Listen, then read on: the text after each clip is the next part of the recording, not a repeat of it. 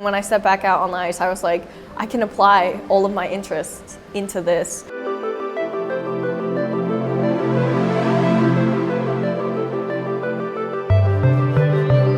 I mean, most of it was a blur, I will say, just because I was so young, and honestly, sometimes skating can feel like the fast life, especially when you're at that level. You got like interviews, you're getting flown out for this and that.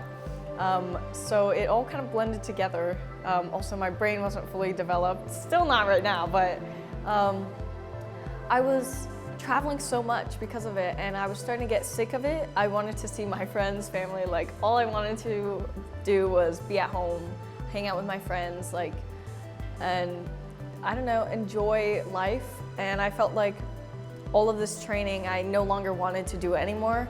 I was never really too passionate when I was younger with, I guess, helping with the programs and really being in the process of it all. And so I kind of just fell out of love with it.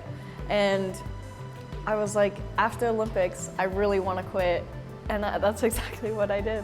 I mean, I feel like no one really knew I was going to make it, so they were all kind of shocked. I wouldn't say they thought I was crazy, but I think people were confused. And I still haven't really fully explained the reasoning for why I quit. But yeah, people were definitely shocked. And now everyone doesn't mind that I made the decision now that I'm back. But definitely when I was gone, I'm sure people were like, why did she do that? Well, I kind of went right into it when I quit. I wasted no time. I was going to concerts, which I never could have done before. I also got my driver's license, so I could drive myself around, drive my siblings, my friends around. I did a whole year at college and a little bit of the sophomore year as well. I went on vacation for the first time, and I went on many more after that. I went skiing, I went snowboarding. Like, I got to do so many different things that I never would have done had I stayed in the sport. And yeah, I got to experience like real life during that time. I got to know myself a lot more, know what I like to do, kind of what my passion in life is, like what my calling is. And I love the arts, I love dancing, and I love music, and I love sports, and that's what figure skating is. So I kind of realized that as I, was taking my break, that I loved all those things. And then when I stepped back out on the ice, I was like, I can apply all of my interests into this. And I never thought of figure skating in that way before. So I guess my framework, my perspective changed. I mean, I think honestly, the first time I got back out on the ice, I already felt like I was better. Also because I was going through puberty at 16 still, so I wasn't adjusted my body yet because I was still like changing. And so when I came back, I'm not growing anymore, So I just felt stronger, my balance is a lot better. And I felt more comfortable just skating at 19 than I did at 16, funny enough, even though I took 2 years off. But yeah, it's really different, but I really like it. I went skiing with my friends and my family. It was a family trip, and I was skiing and I really enjoyed it. And I was like, I want to ski all the time. Like, I was like, if I could ski every day, I would ski every day, but the mountains are far. It's like a day trip. You have to really plan it. And the rink is right there, 20 minutes from home. So I was like, skiing felt very similar to skating, you're exhausted, your legs hurt, you're cold. That's like everything you feel when you're skating. And so I thought, well, if I enjoy skiing so much, there's no way I don't enjoy skating. Because I've been telling myself that entire time that I hate skating, I don't like it. But I thought it would be contradictory of me to think that skiing was super fun and skating wasn't. So I went back out on the ice, decided to try it out, see if it really was fun, because if it was, then I could do something that I enjoyed every day, because the rink is right there, It's not like the mountains. So I did enjoy that first session, and I just kept going back whenever I could. Yeah, no, because I was also going to school, so I was like thinking it would have to be the weekends. Every weekend I would have to try to go skiing, and I was like, that's still a drive, And I was thinking only the weekends, like it's so fun, I want to do it like more than just the weekends. And yeah, skating, I can do it whenever I want in the week. I really like Heavenly, and I think it's called Mount Rose too. Yeah, I've never skied outside of California. A lot of people are really nervous because they think of the Olympics as kind of the end, like the end of a movie. But for me, I know that's not the end of a movie, you know what I mean? Like, there's things I'm looking forward to after Olympics. Like, there's so much more that I am anticipating even after the Olympics. Like, that is not the end for me. And I already did a cycle, like I know what it's like on the other side. And that, you know, Olympics is such a big dream for so many athletes. And so it's kind of like, that's what they're all doing it for. Like, they're doing it for the Olympics. But my mindset's a little bit different. I'm not really doing all this for the Olympics. So if I just get sent to Olympics, then that's like what happens. It's like a side quest in my journey, but it's not the end of it. Honestly, I mean, I am really excited for it because it's the biggest stage that you really get. So many people are gonna watch my performance, and that's exactly what I want, honestly. That's my goal, because I'm really excited for my programs. I think they're very me, and you know, I put so much work into them. Like costumes, choreography, and like just vibe of it. And I'm just really excited to display my art. It's a lot about like designing, picking the colors, like the little details, and like the style of the dress. Yeah, we gotta get it right.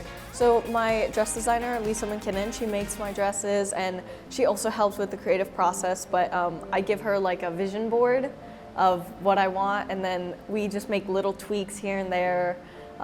Yeah, so it's a very like collaborative process, but she does all the sewing and stuff like that. There's a line for your music.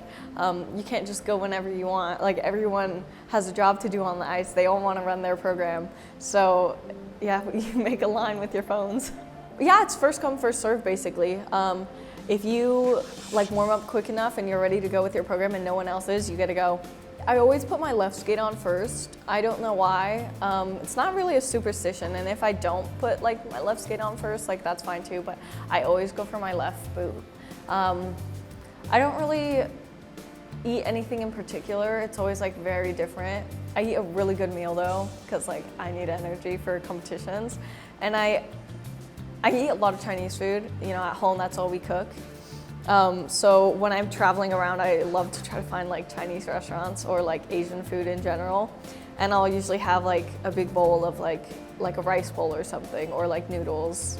So my father was one of the student leaders in the Tiananmen Square protests.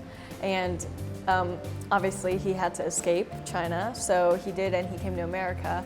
And he continued to organize protests here in front of like the Chinese embassies and stuff like that. And so, I mean, they continued to go after him. And when I came and became a figure skater and I was gonna go to the Olympics, yeah, they had sent like a couple spies to the US, not just for my dad and me, but like for some others as well.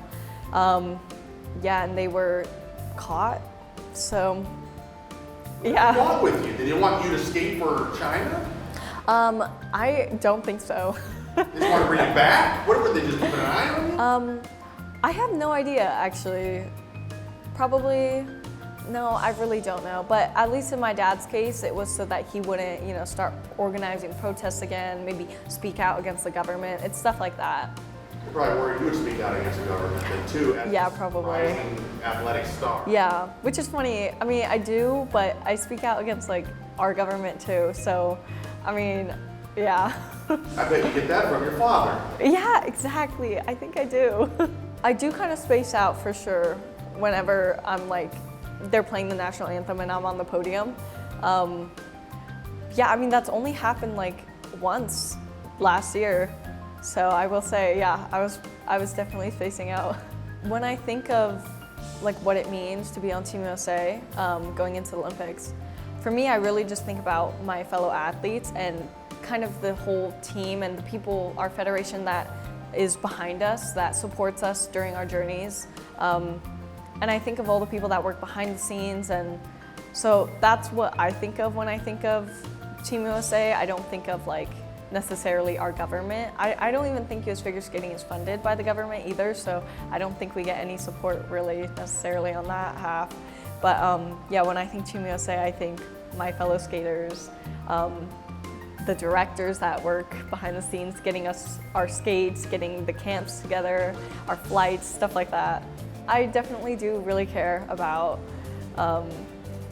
what our country is doing, and I think it is really important also to, you know, notice like the faults in our own government. Yeah, very, very similar to my dad. Like, yeah, things are a little rough in our countries, but I think every government has its issues. There's so many protests that are going on, and I've attended, and it's, yeah, I mean, coming from a family of immigrants, like, I think immigrants deserve rights. I think it's a little silly, especially in America. If I were to pick another winter sport, it would probably be, honestly, maybe snowboarding.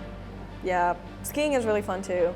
We got some talents, like, and really hard workers in this team, and there's so many good skaters. Like, it sucks that you can only send, especially in the women's division, you can only send 3. Like, if we could send more, that would be really cool, because I think so many of us are really talented and really close in level. Like, it's gonna be a tough pick. I don't know how they're gonna do it. Let's see, Ilya. Yeah, I mean, when I left figure skating, the men's were kind of completely different. Actually, same with the women's. All of the skaters that I skated with, they kind of left. So I come back and he's here doing quad axel. And I think quad axel is pretty cool, as long as he don't get injured, you know what I'm saying? But yeah, I think it's really cool that he's doing like things no one else does. Even if it's a little weird, I think being different is good.